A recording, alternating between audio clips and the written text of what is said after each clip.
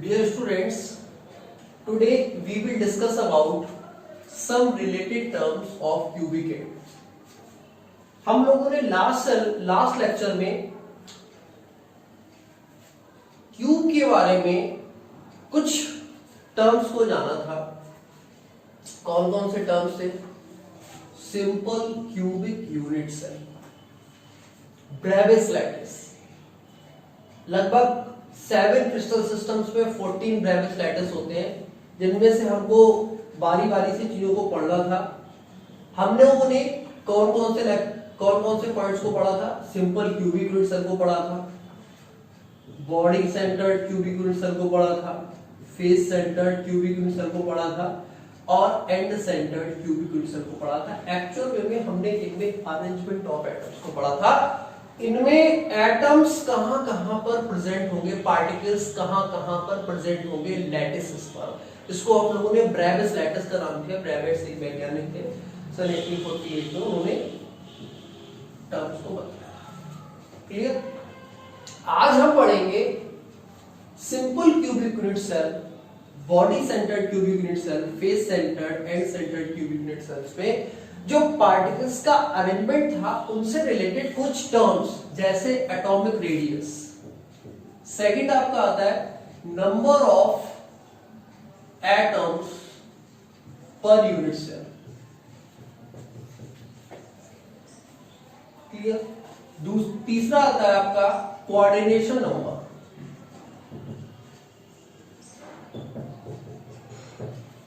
And the fourth one is density. इन terms को हमको पढ़ना है, लेकिन आज के लेक्चर में केवल और केवल एटॉमिक रेडियस पढ़ी जाएगी, इन चारों के बारे में, बल्कि इन तीनों के बारे में। इसको हम लोग कंसीडर नहीं करते, इसका कोई खास रोल नहीं होता है। केवल हम सिंपल बॉडी सेंटर्ड और फेस सेंटर्ड के बारे में पढ़ते हैं। तो बारी बारी से चीजों को पढ़ते हैं जल्दी से।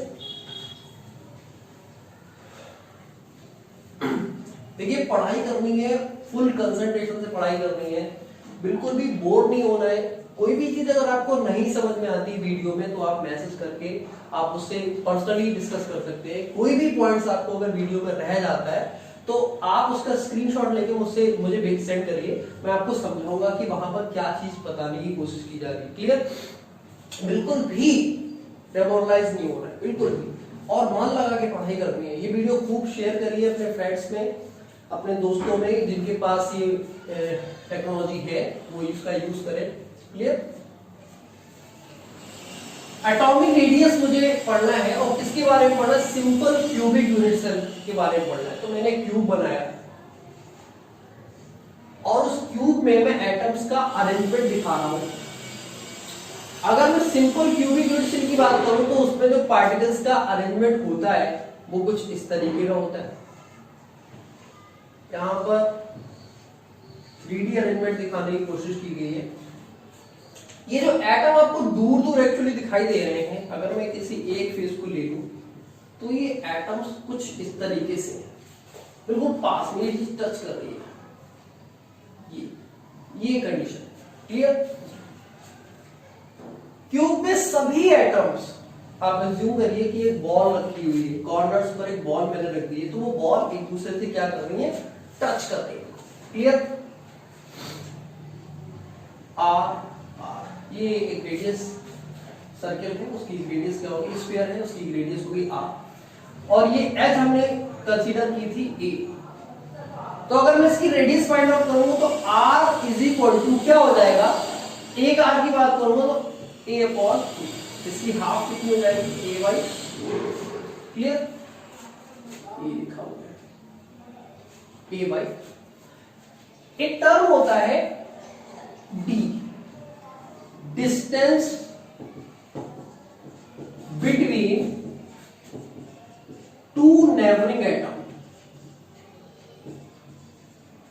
Neighbouring atoms, distance between two neighbouring atoms को हम लोग डी कंसीडर करते हैं।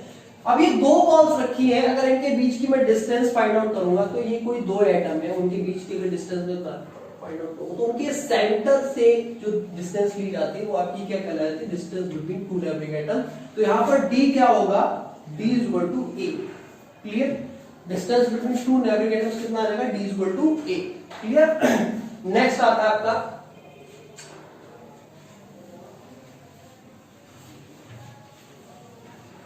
Body centre. पहला था आपका सिंपल क्यूबिक यूनिट सेल, दूसरा आता है आपका body centre cubic unit cell. जो पहला अभी हम लोगों ने डिस्कस किया था वो था simple cubic unit cell. Next आपका आता है body centred cubic unit cell. वहां पर अगर मैं कंसीडर करूंगा तो ये मैंने क्यूब बनाया है, ये आपके कॉर्नर्स पर हो गए 8 एटम्स, और एक कहां पर होता था, बॉडी सेंटर। कहां पर होता था, बॉडी सेंटर पर। तो अगर मैं इसका 3D अरेंजमेंट दिखाने की कोशिश करूंगा तो कुछ इस तरीके का होगा, 1 2 3 और ये 4, ये अरेंजमेंट होगा। ये जो आपको बीच का दिखाया गया है, बीच में जो आपको दिखाया गया है, ये एटम एक्चुअल में बॉडी सेंटर पर मौजूद है। कहां पर है, बॉडी सेंटर पर। तो आप लोग कंसीडर करिए कुछ इस तरीके से, कुछ इस तरीके से आपको कंसीडर करना है।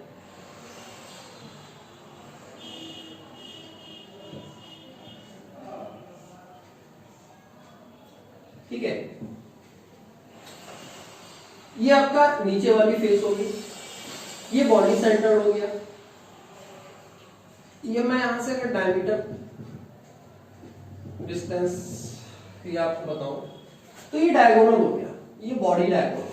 ये पूरे क्यूब का रूम के इस कॉर्नर से लेकर उस कॉर्नर तक, तो ये क्या हो गया, बॉडी डायगोनल। ये बॉडी डायगोनल है जो इस बॉडी सेंटर पर रखे हुए एटम से क्रॉस हो रहा है।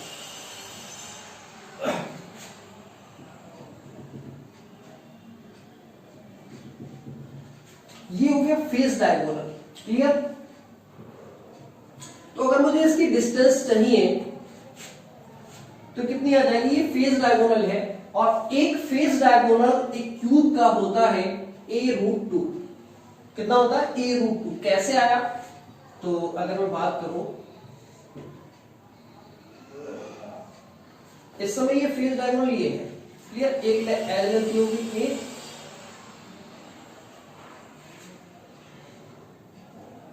ठीक।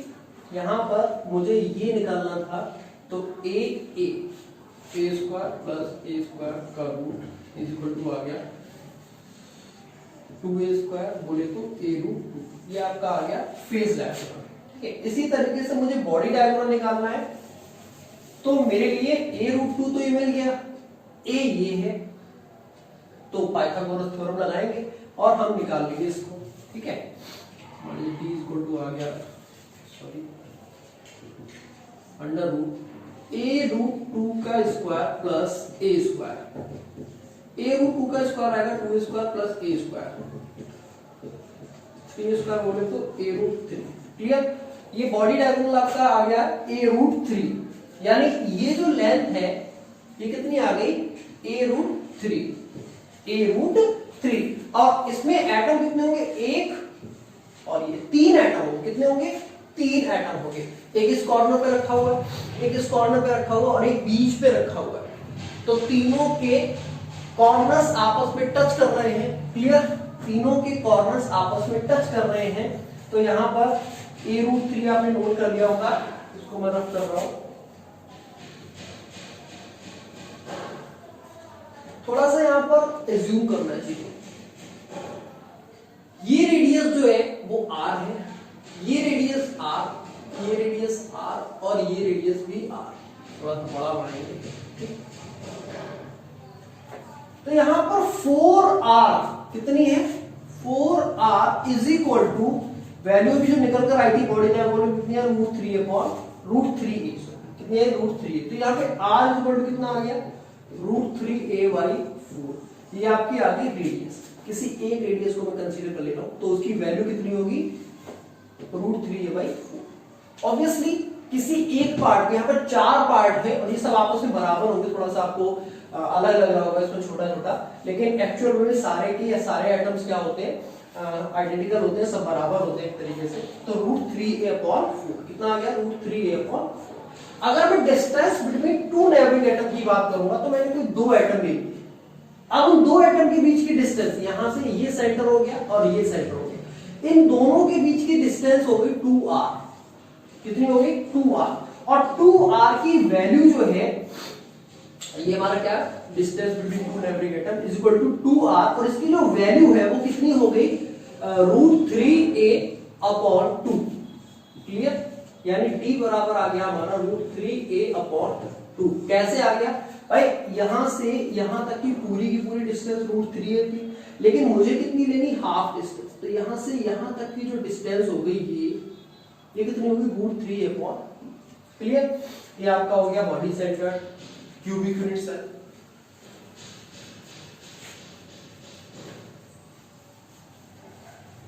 नेक्स्ट आपका आएगा face centred cubic unit cell. Actually video बहुत ज्यादा लंबी ना हो इसलिए थोड़ा सा जल्दी कर रहा हूं। नेक्स्ट आपका आता है face centred cubic unit cell. Face centred cubic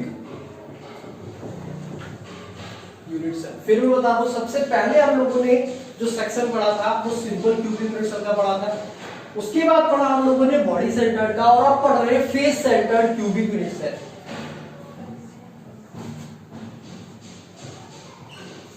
face centred cubic unit cell. Clear? ये ऊपर वाली मैंने फेस कंसीडर कर ली है, तो इसका ये सेंटर हो गया। क्लियर? ये क्या हो गया? सेंटर एटम हो गया। एक एटम यहां पर होगा, एक एटम यहां, एक यहां पर होगा, एक यहां।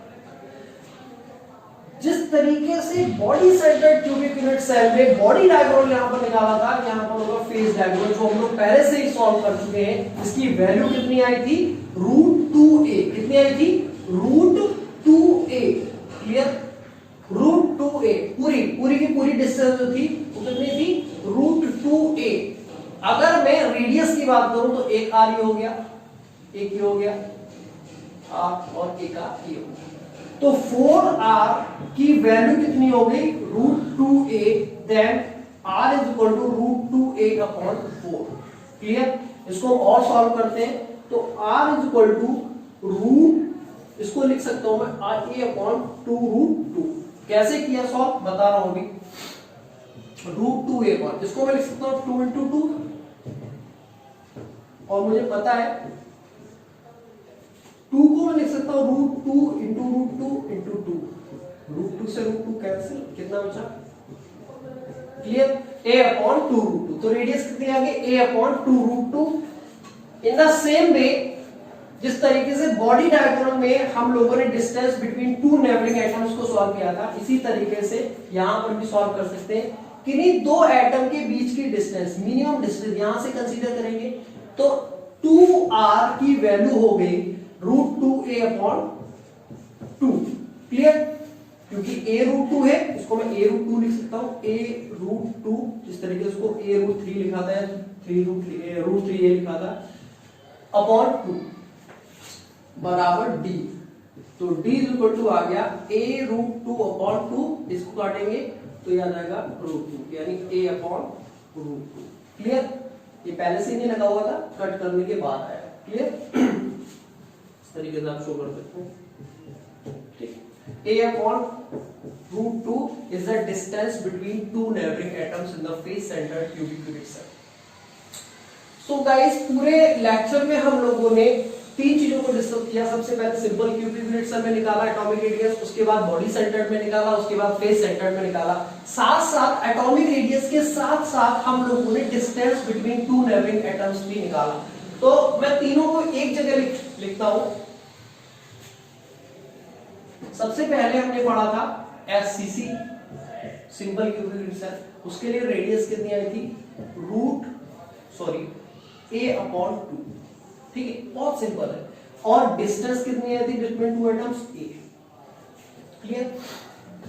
फिर हम लोगों ने सेकंड पढ़ा था बीसीसी। बीसीसी में हम लोगों ने पढ़ा r is equal to √3a/4। And distance कितनी पड़ी थी? √3a/2 हम लोगों ने distance between two neighbouring atoms पढ़ा। उसके बाद हम लोगों ने पढ़ा third one is FCC. FCC face centred cubical मिसल में रेडियस कितनी आई थी, √2a/4 आई थी, और इसी को हम लोगों ने लिखा था r a/2√2 भी इसको हम लोगों ने लिख लिया था। At distance between two navigators आई थी a/√2। ये हम लोग एक साल लोगों ने को डिस्कस किया है। इसी पर आधारित न्यूमेरिकल्स आएंगे जो हम लोग नेक्स्ट लेक्चर में डिस्कस करेंगे। आप लोग फॉर्मूले लर्न कर लीजिए, ठीक है। नेक्स्ट वीडियो में हम लोग नेक्स्ट लेक्चर में हम लोग ये चीजें कंसीडर करेंगे। थैंक